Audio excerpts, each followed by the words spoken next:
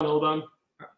And here we are for episode 10 of the fabulous and esteemed 11 Named People podcast, do we call this, or a stream, or a show, whatever it is, titled for something the great Marxist historian Eric Hobsbawm wrote about channeling Benedict Anderson. The nation as an emergent community is best imagined in the form of 11 named people on a football field. So you're getting some sense of what our roots are. Sean and I are both what we might call plastic scouts. We've been Liverpool fans at a distance, all the way from Cape Town, South Africa, for decades and decades. It's in our veins, it's in our heads. But yes, we're not proper scousers. Anybody could tell you that. We are therefore thrilled to have Peter Dwyer, the authentic, the real deal, a proper scouser, here to explain to us the dynamics of Liverpool right now, not simply, and we know, the bigger drama, of course, is what's happening to us on the field. But before we get to that, we're sure that all of Merseyside is in deep mourning over the passing of Queen Elizabeth. Peter, can we ask you to explain, everybody knows by legend, Scousers don't buy the sun and they don't bend the knee to the royal family, and when their anthems are played, the Scousers boo. Explain it, break it down for our audience. What is this? If there had been, God Save the King is playing at a game before Liverpool kicks off, what's going to happen and why? Yeah, well, I mean, the test will come tomorrow night. Actually, I'm not actually going tomorrow night. I can't make it, but I'm working late. But they're already worried about what will happen tomorrow night, and a big argument has broke out on Twitter, and no doubt in other places, whether people should respect the minute silence tomorrow. Jurgen Klopp has come out and asked the fans too, but already on social media I can see the split. So what are the roots of this? Well, it's like anything. How far do you want to go back? I mean, in modern times, I remember my dad saying that cup finals in, I think it was the 60s, if not earlier, when the national anthem was played, Liverpool fans sang, "God save our gracious team, God save our glorious team, send them victorious." So that's got a sort of a recent history. Why might they have done that at the time? Well, who knows? I mean, it could in part, if you go back a little bit further, be related to the very deep pockets of Irish community in Liverpool, which go way back, from the Irish famine and before. I mean, the whole area around Scotland Road and further north up towards Goodison and Anfield became big areas for Catholic communities, predominantly Irish, my family included. My mum was born down there as well. And so, that connection is there deep. Although, strangely enough, Liverpool was started by a Methodist, so a Protestant, a non-Catholic. And, there was an argument that Everton were the Catholic team because technically Everton as a ground and an area is slightly closer to those Irish areas, but there's only a mile or so in it. But that sort of sectarian rivalry wasn't very strong. It didn't play itself out in football. There's a number of reasons there. And then, of course, zooming forward a bit to the 1980s, when the militant Labour, the militant party entered into the Labour Party and won the councils in Liverpool, and they took on the Thatcher government. They lost, but there was a lot of anger towards Thatcher and the Tories and London, if you like, and the South, of which the Queen, for whatever way we look at it, is deemed to represent the country in some respects. So there was that. Then, of course, in more recent times, Hillsborough, the cover up by, for want of a better word, the establishment, the media. And of course, the Queen represents the establishment. So there's a booing of the national anthem since then, and the cover up by the establishment of the murder of 97 football fans at Hillsborough. So there's a whole number of different turning points, I think. But I think it could well go back to its Irish roots, and that's not to romanticize it, but there is a definite history there. And of course, people, the Irish people who came over remembered the way they were treated by the British in Ireland, and many fled for that before, some fled after because of the famine. And those Irish roots were very deep. I was reading about it not long ago. I mean, it wasn't up until the sort of late 18th century, there were so many Irish people in Liverpool that they petitioned the Pope and literally sent a petition to the Pope in Rome saying that they demanded that the priests in that area of Liverpool said the Mass in Gaelic and not English because they didn't understand it. I mean, so, these wells of Irishness go very, very deep. And they elected a Republican nationalist MP from one part of Liverpool. I think it was up until the 1940s or 50s before they got a Labour MP. So, that Irishness is there and it's still around. And I think it's those deep wells of resentment that have been built on. And of course, Hillsborough has brought in a whole new generation of people who are not even from Liverpool. I've got in-laws from London who are in their 20s and 30s. And, they've got that anger because of Hillsborough, because, they've met us and, people like us who lost friends at Hillsborough. So it's a combination. We're a Fenian club, but we're also a Labour, a politicised working class club. And it's the Queen represents the Tories, right? Yeah. I mean, I wouldn't say people see it as a Fenian club. I mean, I'm just thinking the lads I go to the match with now, some of my best mates are all Protestant, but they're completely anti-Tory, anti-monarch. But they've got, they haven't necessarily got Irish roots. So for them, it's a kind of political thing as well. Right. Mm-hmm. Can I ask quickly, which is something I asked you before the program? So the Premier League, it's the season to cancel all football over the weekend and until Monday night was to say this was about honoring the Queen. And it is interesting that a number of other sports like horse racing, athletics, golf, rugby, cricket, yeah, they actually they still had games. Their people stood up, they sang the national anthem. And the other part was people are sort of whispering and saying it was going to be like Liverpool and Celtic. I mean, if you take not just the Premier League, but also the Scottish League. But is it that they were worried that maybe it's not just Liverpool and Celtic and that in football it might be wider? So there's this way in which, it's just Liverpool and Celtic that might cause it. Why would you stop all the games in football all around the country just because you're trying to be spite? If you want to stop Liverpool from booing. It doesn't sound like that add up. Can you just maybe say a little bit about football as a whole and its relationship to the monarchy? Because one other thing I read this week, I think it was The Guardian, who just said Queen Elizabeth wasn't really a football fan. I know there's this whole thing being made up about her, but she wasn't a football fan. Yeah, I mean, there's a lot in the press about what she was, and the truth of the matter is not many people know, except for this very, very small coterie of people, because she was a very, very private person. But yeah, she was some sort of position in the FA, life president or something. I don't really know. So that was one of the reasons given by the FA. Yeah, I think you're right, Sean. I think it's wider than just Liverpool and Celtic. I think, and we're getting into a deeper discussion about the monarchy. I mean, I think what it exposes is a lack of confidence in the level of deference to the monarchy anymore in the UK. Because why cancel? I mean, they cancelled grassroots kids football as well. So unless they think 10-year-olds are going to start breaking out into anti-monarchy songs, but yeah, it would seem silly to cancel all of those just because you're worried about Liverpool and Celtic. I think there would have been issues at teams like Liverpool, Celtic, and possibly elsewhere. We don't know, but maybe there wouldn't have been. We don't know, and we'll never know because those games weren't played. But I think it does represent something wider, and there is I think the wall-to-wall coverage, which is not surprising. The way the media has suspended any form of critical discussion, although it's slightly starting to change, led by places like even The Guardian today. And there's been some individual protests and arrests, which Radio 4 even commented on today. So the cracks are starting to emerge. I think it represents a lack of confidence in the establishment. And that's despite, as I say, the absolute wall-to-wall blanket coverage, which, as I say, I'm not surprised by at all. And I kind of don't get angry at it. I get a little bit angry at the content because sometimes it's just absolutely banal.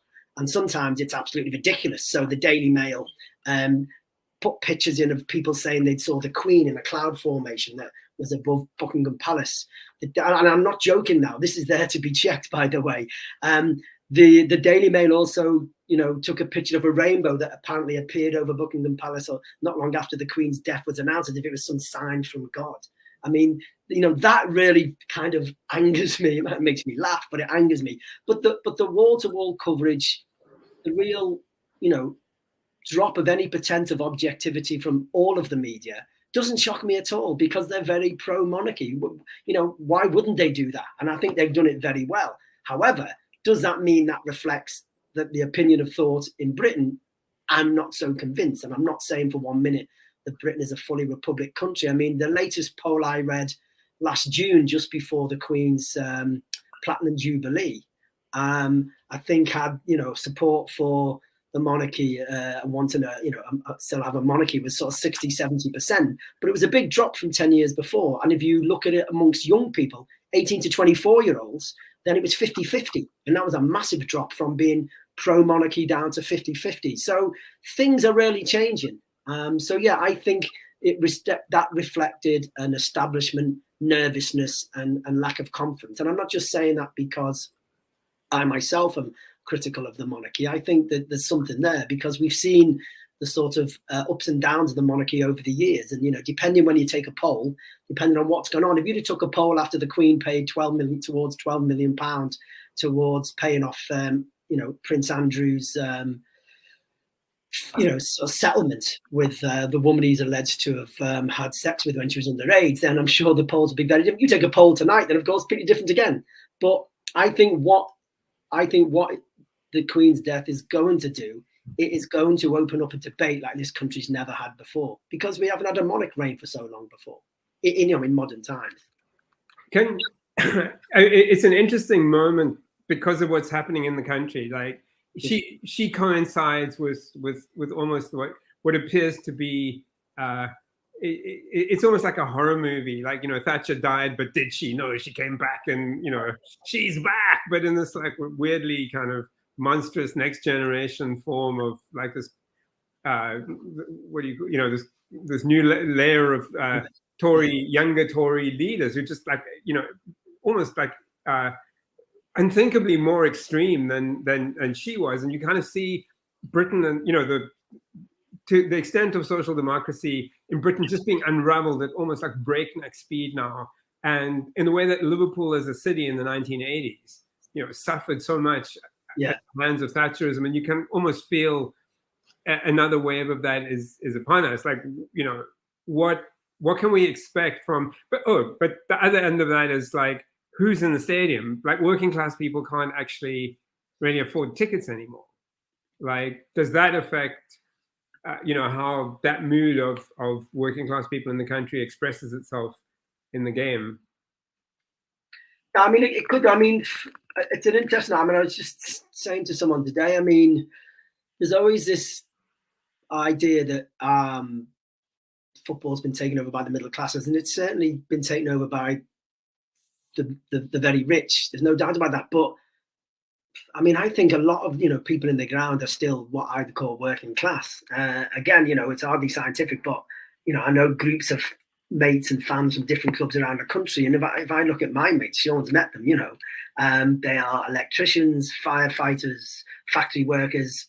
Some have got middle class jobs, senior managers. You know, they're still predominantly, for me, working class people go, because even though it's going to expensive, you'll spend the money because, you know, it's an addiction. You know, we can't wean ourselves off this terrible drug called football, and in particular for us, Liverpool. But so I do think there is a big working class element still at a lot of the games, and it may have changed, but it's definitely still very working class for me. I mean, I'm in the main stand, the most expensive part of Anfield, and there's definitely plenty of working class people, but there would be, you know, other people around you, small business people or better jobs and things like that.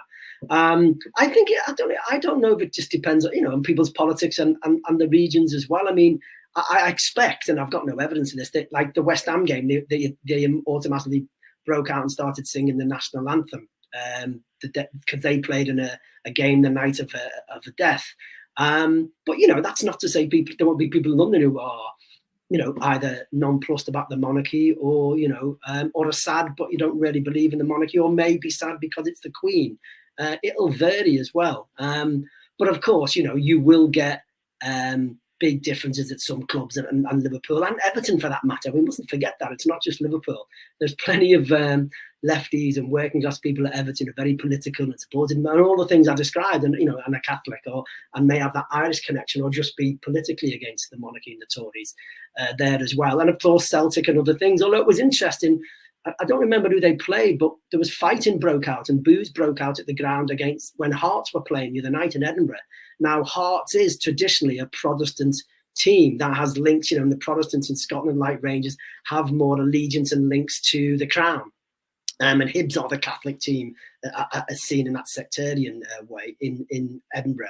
And so that was interesting. There were boos at that game as well. I'm not sure who they were playing, but it certainly wasn't Celtic and it wasn't Hibs, So who knows? It's very difficult to tell. I mean, if you just go on what's on the TV, then it looks like the whole country's in mourning and it's very somber. But I can assure you, it's not. Speaking to friends and family around the country, and I've lived in, the north, south, and I've lived in the east of the UK, and I was out in the bars and pubs this weekend, and I was at a big swimming event yesterday, which is a kind of associated with triathletes and stuff, and in crude terms, a kind of very middle-class sport and event.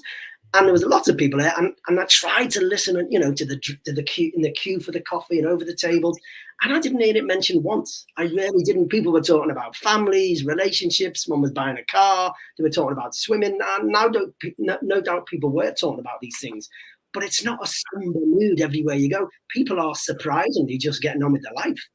I mean, go ahead, Tony. Sorry, I just want to ask one more thing about the class politics of this. Yeah. Presumably, this gets weaponized when railway workers or other, sections of the working class in England are now, under attack from Tory austerity, are fighting back.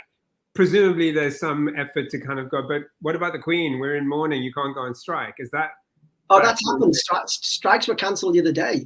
The railway, the RMT, the Railway Workers Union, the Communication Workers Union cancelled strikes. And the TUC annual congress was supposed to start last Sunday, at which there were talks and calls for motions for the general strike to be put at that conference. That was cancelled as well. So that's happened. The sort of the echelons of the Labour movement have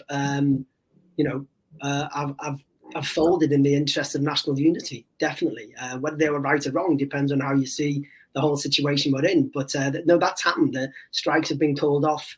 And things like that have already happened, yeah. And there's a debate about that, and there's criticism as people are saying the cost of living crisis won't be called off. The attacks on the rail workers will not be called off because the Queen's dead. Far from it. The Communication Workers Union will not suddenly get a much better pay rise because the Queen's dead. So why are they striking? Why are they calling off? Now the counter argument is they need to keep public support, and if they carry on striking during this period, then they might lose public support. And the counter to that is, well, public support never won a strike. But, I can see why they've done it, definitely. But I can see the counter arguments as well. Although it's only postponed the strikes. It's not, they've not been called off altogether. It's just in this period of mourning. I mean, to your point about just sort of to get away from football for a second, to your point about this is an interesting moment for a national conversation about the monarchy and about class politics in Britain. Yeah. There was this bizarre coincidence that I think it was Sky News said, oh, there's a crowd, they're mourning the Queen. And it was actually a protest by the family of a young black man who had been murdered by the police. That's right.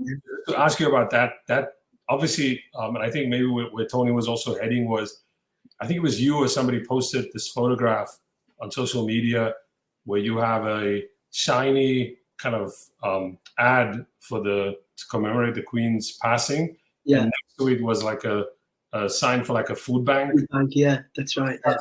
So this is that context for, again, this is not, you can't predict these things because they are dependent on the level of social organization. And as you just pointed out, the trade union movement suspended the strike because it's not sure about public opinion. So, I mean, what are the potentials for this kind of thing where you're saying something's got to give? We know that Jeremy Corbyn tried to force, that's how I read it, to force that confrontation. Millennium, the Labour Party tried to force that confrontation. Where are you, when you say something interesting could happen at this moment now that the Queen died, what is it that was there because there was a consensus around her person that is now not there that might lead to people confronting these inequalities, and as Tony was saying, the cost of living crisis within Britain. Yeah, I mean, well, I think something has changed already. What it developed into is time will tell. But just before the Queen's death, I mean, there was an upturn in strikes that we've mentioned already, with more ballots to come very soon that will probably go into strike action, including nurses and staff in the NHS, universities as well, other parts of the public sector. But I mean, stepping back from the Queen, the bigger picture just before her death was, this is a country in crisis, without a doubt. I mean, let's not forget, this is the week the Queen died, they just changed the government, or the leader of the Tory party, Liz Truss, who's only elected by about 20 or 30,000 majority amongst quite an old, aging, relatively prosperous Tory party membership, is now the Prime Minister. But this is a government that is, for all the reasons that you may know about Boris Johnson, that leaders of it from the cabinet partied and got drunk while the Queen was mourning the death of her husband. And now these are the people saying that we must respect the monarchy in mourning. So people are pointing out that hypocrisy. And this is a very, very fragile government. Big majority. It's got a very, very fragile hold on the populace, and people are angry with the cost of living crisis, the energy bills, and even Tory party members are really angry with the way they've behaved, and the lies and deceit of Boris Johnson. They got rid of him. We didn't. His own comrades stabbed him in the back and went for him. So that says something about the state of the country. And again, just literally in the days before that, we had strikes. We had reports of 20 or 30 beaches in the UK people were told not to swim at, and it's still the tail end of summer because the privatised utilities had dumped so much raw sewage into the sea. People were warned not to go on the beaches. People are pointing out that the fat cats who own the privatised utilities are taking huge paychecks while our bills are going up as well. The railways are in chaos, the infrastructure because of the privatised utilities, and that's why people are going on strike. And there's lots of public support for all of that. So in that immediate sense, this is a country in crisis with a government that has a very, very fragile hold on that. And, that's raising questions. And so once the mourning period is over, that will continue. It's not going to go away because my bills are not going to go down. And the post office workers and the train drivers and the university lecturers are not suddenly not going to be attacked by their bosses. That will carry on. So that, ratcheting up with the crass struggle in that language will definitely carry on. But I do think that will collide with a bigger discussion about the monarchy as well. And just quickly to say, and that's because I think that they're not very sure about Prince Charles. It'll be really interesting to see. I mean, in some senses, to use the crude language of the right, Prince Charles might be too woke for some of them. He's not a climate denier, but his prime minister is. His prime minister has just appointed climate deniers to a cabinet. He's not afraid to speak out. He's in some senses, he's a genuine thinker in that, he believes, or he's very interested in history, particularly the interest in the history of religions. And he's spoken out very favorably about Islam and said that it's a much misrepresented, misunderstood religion. And he's been the chair of something like the Oxford Islamic Studies since the early 90s. He even said in his first speech as king about, he basically alluded to how multicultural Britain is, and there's many faiths, although he's now the head of the Anglican Church and the state church. I mean, so if he was to start making mistakes and wasn't popular, and it started to threaten the monarchy as a part of the establishment, I wouldn't be surprised to see the Daily Mail and the establishment go for him. And in part, that's because I think they've always been worried about him. This was always known, wasn't it? She would live long. She was never going to abdicate. He would take over quite old. He mightn't be a king very long. He might be a problematic king in their eyes. And I think that's why you've seen this massive bigging up of Prince William and the attacks on Meghan Markle. They are not unconnected.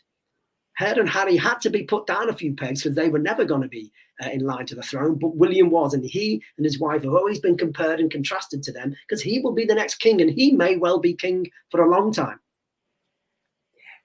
It sort of strikes me, I'm reminded of what does Thatcher do when she is confronted with like the similar political economic sort of set of circumstances in early '82. She goes to war.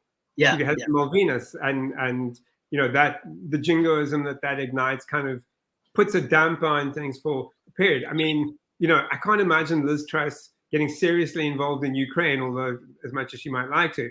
I wonder, at minimum, given our Hobsbawm reference to the imaginary, what this means for England at the World Cup in October. Presumably the jingoism is going to be off the charts, because this is actually what you need to, you know, it's England versus everyone, because, or could it be worse than just... William will turn up at the World Cup, probably. I mean, he's apparently he's a football fan.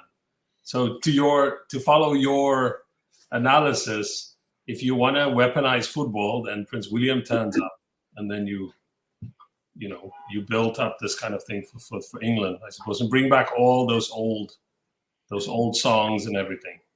But you can't, because the players that you have now, they're not necessarily, they don't represent, like, just physically, or, you know, just in their, this is not Terry Butcher and this is a different looking team. This is Bukayo Saka and Raheem Sterling. I mean, how you probably would have dropped Harry Maguire by then.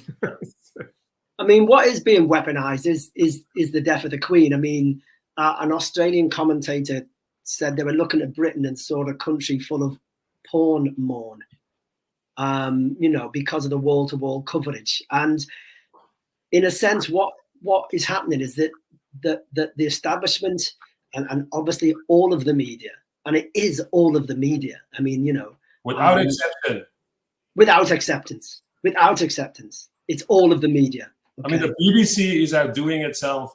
Sure. The are doing the same. Channel 4, even Sky. You know, the Sky Sports News was all put over to the Queen for a couple of days. It's all starting to change a little bit.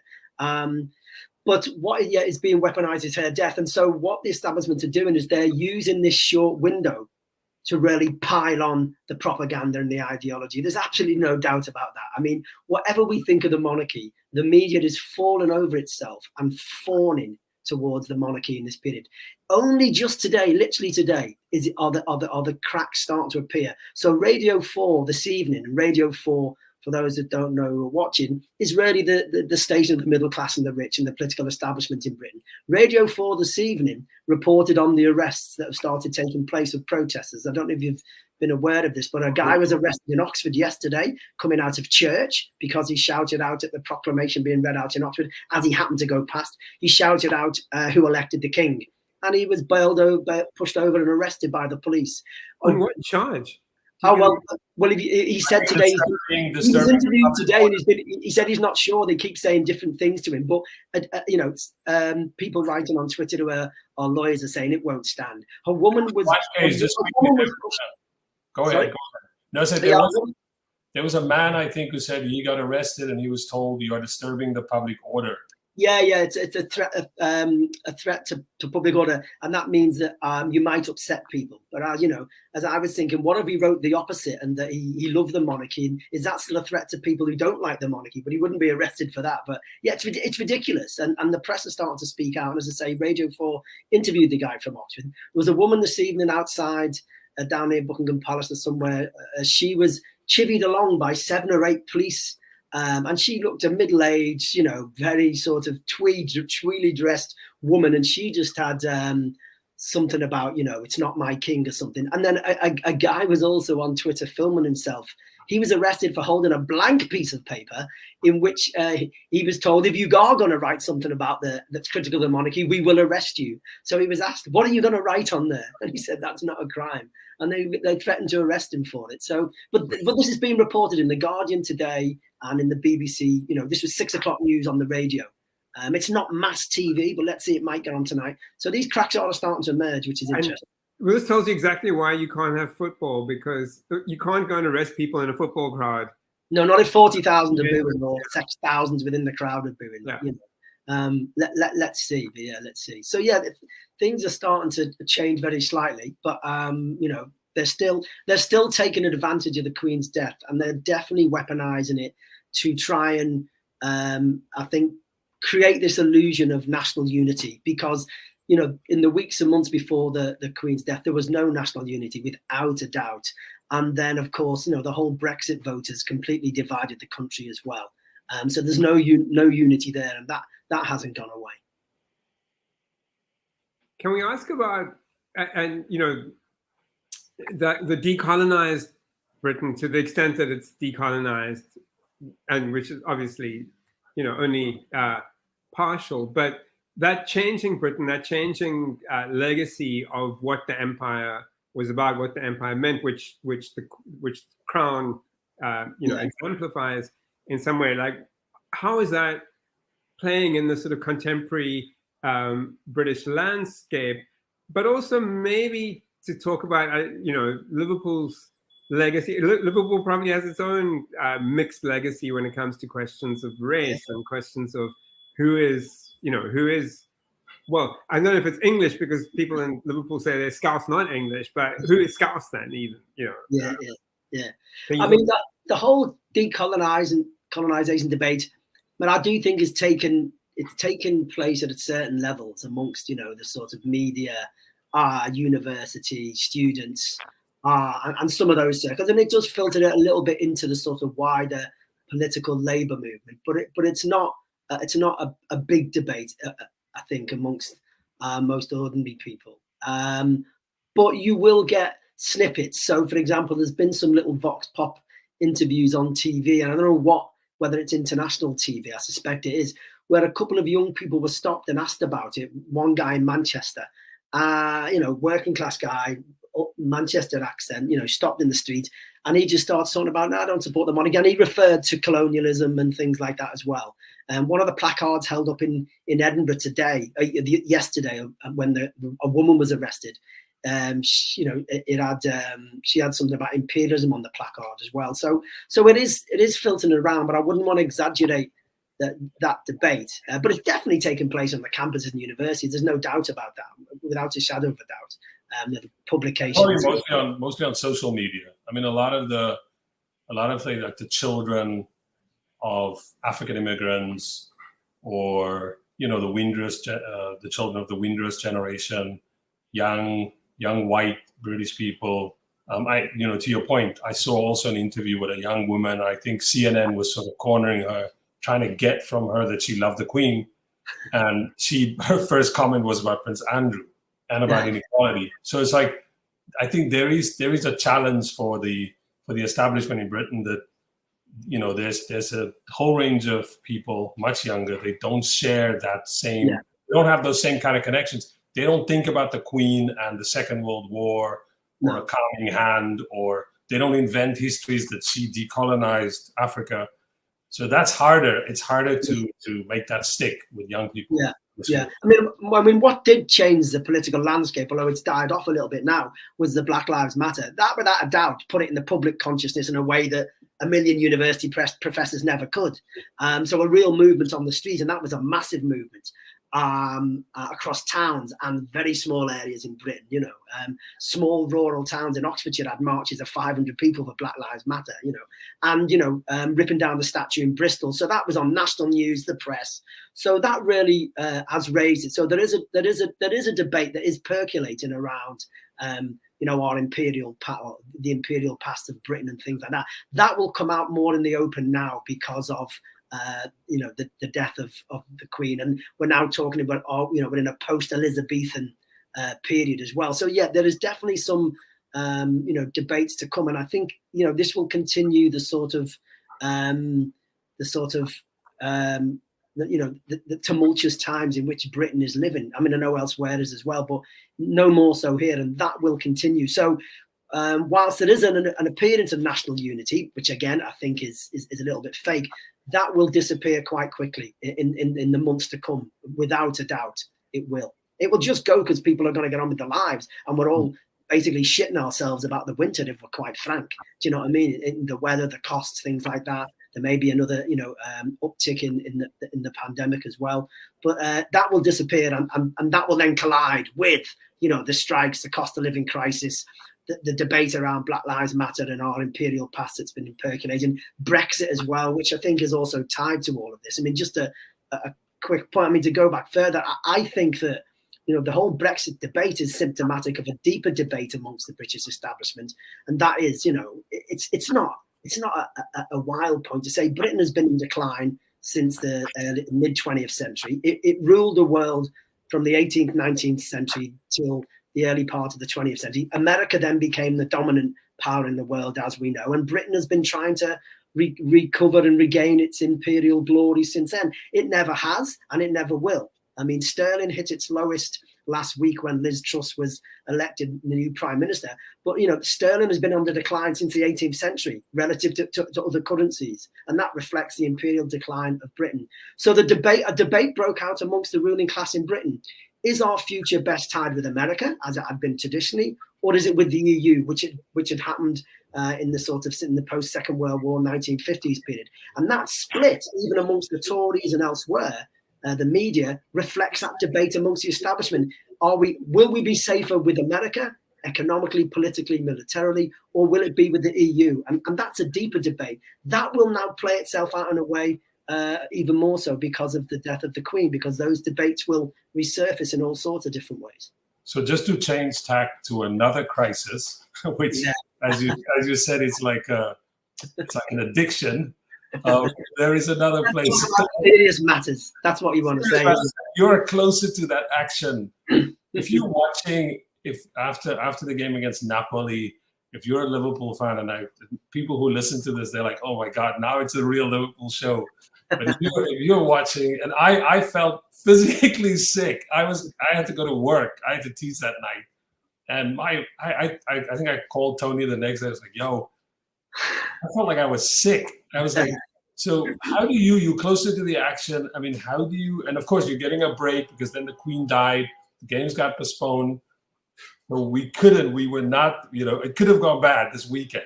So what do you, I mean, some people say it's it has to do with the players are tired. Other people say it's because the Fenway Group doesn't want to invest. They didn't give Klopp what he wanted. Other people say stop playing nearly 40-year-old men in your midfield. I mean, from where you sitting, like, what do you think is this crisis? And our Liverpool fans who are closer to the action, do they have the same hysterical response? I mean, it's a bit like asking me, is everyone, really upset about the death of the Queen? It's hard to really know, isn't it? But I think definitely, I sense among my mates and older people that I know, and that bubble of social media, that people who have been longer time Liverpool fans and are more mature in all sorts of ways are like, steady on, this is not a crisis. Do you know what I mean? We've been through crises and this isn't one. And we've still got one of the greatest managers in the team. It's still a brilliant team and a brilliant squad. So don't panic, relax. This is football. It happens, Everyone has a little blip in a season. Now, of course, we could be wrong and you could have a terrible season, but that's football. But we can't predict. No one knows. What's the reasons for it? Without a doubt, the main reason is injuries, without a shadow of a doubt. That is the main reason. Now, is that exacerbated by a poor squad? I don't think it is fundamentally. They could always have one or two better players, but what team or squad couldn't have a few better players?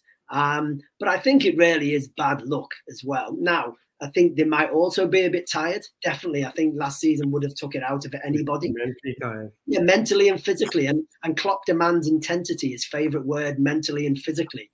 Now, I know they played really well in the Charity Shield against Man City. But, you can raise your game in that situation. And then, it's difficult for them to keep that up possibly. And with the injuries, playing different players, different formations, a couple of young players as great and as exciting as they are, I think that's all the mix as well.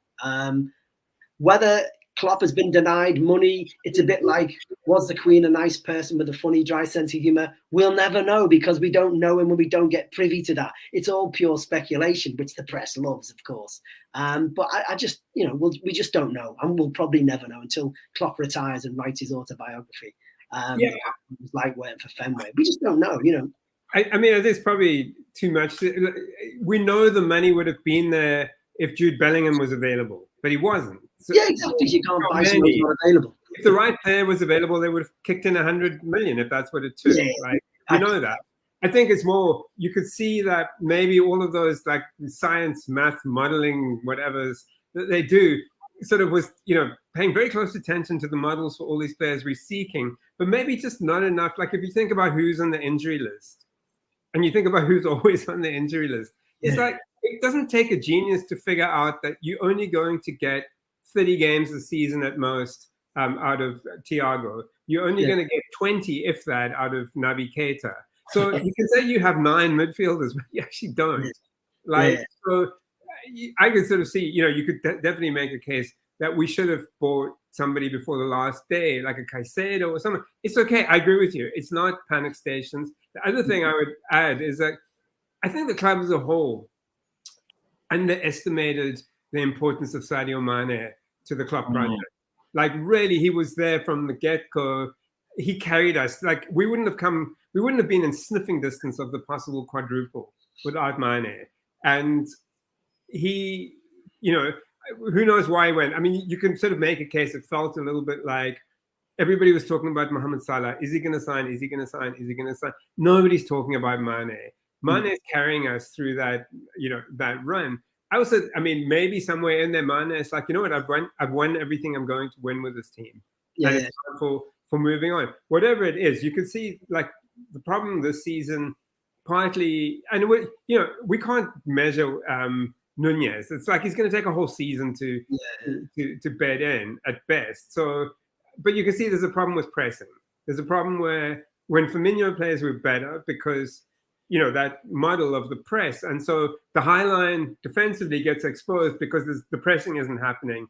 So basically the opposition midfielders are getting far too much time on the ball to thread the balls through. You can see, but you can see also that is, I wouldn't say easily fixed, but it's fixable. It's not. Yeah. And Klopp pretty much said that, didn't he, after the Napoli game? He said, I think I know what needs to be fixed. I'm going to go look at it a bit more. So, and this is why we do the crappy jobs we do when we're not managing them. Look, I'm not saying, when I was saying like feeling sick, I wasn't necessarily saying this is the end of an era. No, I know. It was a crisis. I think it is to watch a game like that and see a team that is supposedly really good, one of the best teams in Europe, fall apart like that very quickly against a team that is considered not in the same tier of prestige teams. I mean, I'm also sort of partly a Napoli fan, Maradona, of course, but like I didn't expect that, and that was sort of shocking to watch. So I'm not saying necessarily it's a crisis, but it is shocking to watch. I want to ask one other quick thing, which is less about tactics and more about what's happening to football. So there was I tweeted about this, where there were these 2 articles this weekend that I thought was very interesting. The one was the Wall Street Journal had a long interview with Kylian Mbappe, but in it described what he thought PSG, what the PSG project was, and it said that the PSG as a club, when the Qataris took it over. I mean, remember, PSG is also a strange club. It was founded in the 70s by a group of businessmen. It's not like a local club like, say, Liverpool or City or United, sorry. So PSG, to them, was the Qataris, when they took over, and the people they hired, consultants they hired, was like, the way we're going to think about this is not as a football club, but as a luxury brand. So when we bring players in, they're going to fit our luxury brand. The other one I read was Bowley, who took over at Chelsea. In the way that he thinks about Chelsea not again as a football club, but as a media and technology investment. He's thinking about how much money. He's coming from an American context where, as a team, you make a lot of money out of the merchandise associated with the broadcasting, etc. So he's basically saying the amounts of money that you could still make of Chelsea in terms of broadcasting rights, or you're making your own media, etc., selling merchandise. It hasn't even been scratched. I think the NFL makes something like 4 or 5 times more revenue than what the Premier League does, and the Premier League is a global brand. Like people, like this is the problem that they had this weekend, where they were like, why don't you let the Premier League go ahead? Because you could have had, this is from the Royalists, right? 40 billion, I don't know how many billions of people would have watched this, and they would have seen the Queen being on it. But as we know, it wouldn't have happened. My point is just, how do you think about this, and how do you think of Liverpool then? Is Liverpool to you, from where you're sitting, is Liverpool different? Is your experience with Fenway that Fenway is still interested in football primarily? or could Fenway also be going in this direction? If you think of this crisis of the last week, and I don't want to go too much with it, but it could also be a case in which Fenway is going to become like United, where it's like you could lose or end like 8th or 7th, but you could still make a lot of money off the merchandise because you're making it off this idea of Liverpool, associated with the city, the history, the culture. So you don't necessarily have to care about winning. It's a media and technology investment. It's a brand. Like, is that gonna? What do you make of those kind of conversations in the media? I mean, me and my mates, and I think a lot of people who are around in the sort of 70s and 80s and have followed the club all this time, we're all under no illusion that Fenway do not care about Liverpool Football Club or its people or the city. It is, it's a business to make money. There's plenty of us think that. I think it's a bit of a generational split. There's some others who are a bit younger, maybe even newer, more recent fans.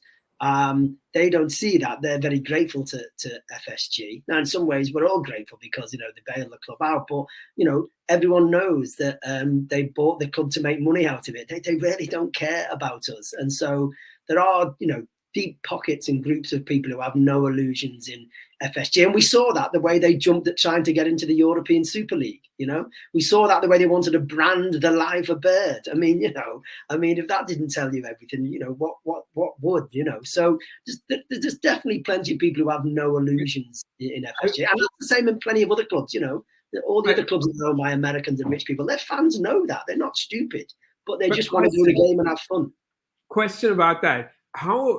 There was a moment, remember when Fenway was trying to put the ticket price up to £70 and there was the 70th minute protest and there was Karon outside the ground supporting the fan strike, and no fans leave a Liverpool game before the final whistle. So that's like a big sacrifice and this real expression of solidarity in which the power of the fans to leverage something should become quite obvious, where they actually can't sell the TV rights to Premier League if the fans aren't there. Yeah, because that's what the spectacle is. And just that moment of self-awareness that any strike creates of their own power. Do you think that's actually there, that actually fans realizing collective action can push back on the Super League, on overreach by the owners who are trying to suck more money out of fans, etc.? Or were those just kind of one-offs? No, I think that's latent amongst, it's just bubbling below through a whole number of people. How big it is, it's hard to say. But there's a definite, hardcore groups of fans, especially around the Spirit of Shankly and the other supporters groups. They're very clear about things like that. And they would have to mobilize fans and do things. So I don't think it would just automatically, spontaneously happen because, as I said, I wasn't joking when I said it's an addiction. It is, My mum always used to tease me and say, if you want the prices to go down, son, just stop going the game. And me and my dad would look at us and say, how can we stop going the game? We're just addicted to it, So it's a difficult one. I think a lot of fans would try and do something, but they don't want to ruin the team's, potential to do well in any one game and things like that. But what's interesting now is there's never been in football, certainly I'm sure it happens in other clubs or at the Premier League level, there are a whole bunch of politicized, organized football supporter fans groups. That's never happened. It's brilliant, And there was solidarity sent from Liverpool fans and others to the Man United fans who may have protested or potentially going to protest against or did protest against the Glazers of the week when United beat us.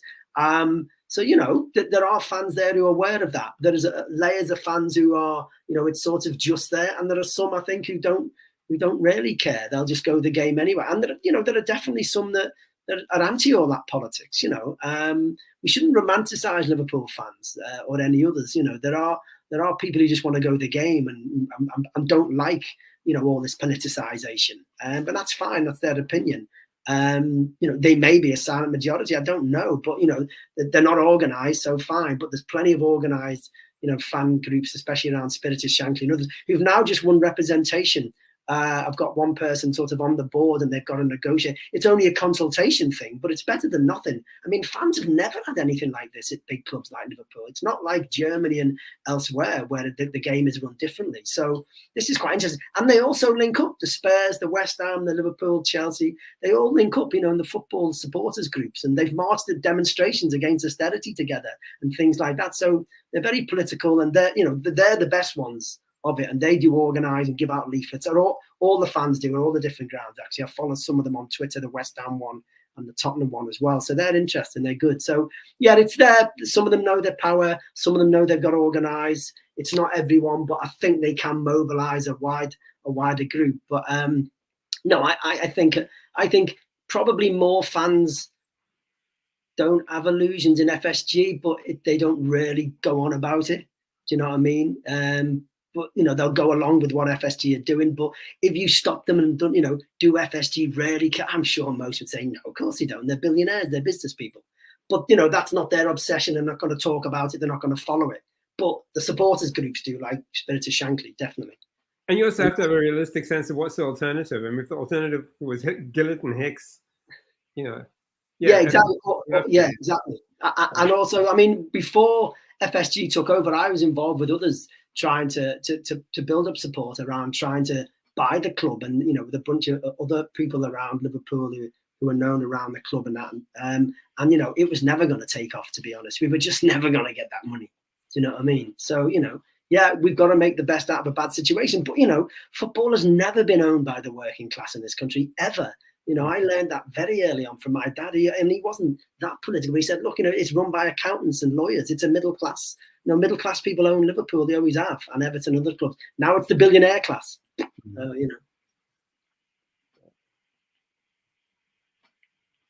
Great place to end the program. And I think I have the title. The title of the show is Football Has Never Been Owned by the Working Class. No, it hasn't. That's a fact, yeah. You said, I was thinking of a Queen metaphor, but I couldn't find it. I was going to say, it's got to be a "You'll Never Balk a Line" or something. God bless our gracious team. God bless you. That's the one. There you go. There. Oh, you got it. That's yes, thank you. Amen. Thank you, Peter. This is and we all know the king is Kenny. Absolutely, yeah. There's only one king, yeah. And God is Father. That's right. Yeah. It's also a strange club because it also has like Graham Souness, right? Who I think is he a monarchist? I don't know. I mean, there's there's always differences amongst players. There's actually, if you want a book to read, I'll get it and send it over to you. It's a great book about the 1985-86 season when Liverpool and Everton were both dominating football. They really were the two best teams in Europe. And the book is you should follow on Twitter a guy called Tony Evans. He's a really interesting guy. I met him recently. And this book is about 85-86. It's called Two Tribes. And he talks about the social background, the context, the politics, everything. But what's great about it, I knew all about that, and there's not much that surprised me. What I loved the book for was he interviewed all these players from that period, the lucky sod, do you know what I mean? And he gets some great inside stories about things, you know what I mean? So like, Liverpool and Everton were playing a derby, and they'd all go into town afterwards and get pissed together in a Chinese restaurant till late at night. It's like brilliant. I never knew that. And these little inside anecdotes are brilliant, worth reading just for that. And yeah, they talk about how some of them were bothered by politics and some weren't. Explicitly some of the players talk about that. And that's really interesting. And great Frankie Goes to Hollywood reference in the title. Absolutely, yeah, exactly. Excellent. I know we can continue, and as I promised, I'm going to try and come to another game hopefully soon. Yeah, thanks, Peter, for coming on. This was no problem. Nice meeting you, Tony. Yeah, you too. Right, and if our crisis continues, I'll come back on and talk about it. Absolutely. I'll come with Sean next time he comes to Anfield. Defo, yeah. Okay, that's a promise. That's a promise. Yeah. My hat. Excellent. My hat back on. Okay. Okay.